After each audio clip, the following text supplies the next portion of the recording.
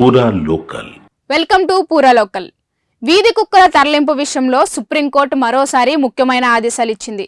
ఈ నెల 11న ఇచ్చిన ఆదేశాలను మారుస్తూ అన్ని రాష్ట్రాల ముఖ్య కార్యదర్శులకు నోటీసులు పంపించింది. ఇప్పటి వరకు పట్టుకున్న కుక్కలను మరో ప్రదేశంలో వదిలేయాలని తెలిపింది.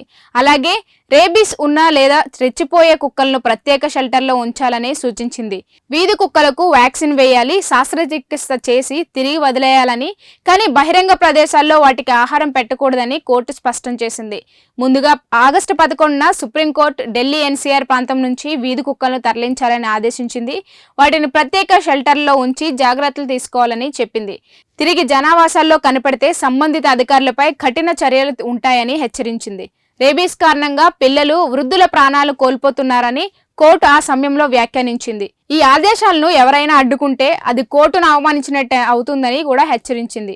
ఈ ఆదేశాలపై అభ్యంతరాలు వ్యక్తమైన తర్వాత ప్రధాన న్యాయమూర్తి జస్టిస్ బిఆర్ గవాయి వాటిని పునః సమీక్షిస్తామని చెప్పారు. వీధి కుక్కల తరలింపుపై వచ్చిన పిటిషన్లను 3 న్యాయమూర్తులు విచారించగా నేడు తీర్పును కొంత మార్చి కొత్త ఆదేశాలను ఇచ్చారు. ఇవి ఇప్పటి వరకున్న అప్డేట్స్ అయితే. మరిన్ని అప్డేట్స్ కోసం చూస్తూనే ఉండండి పూరా లోకల్.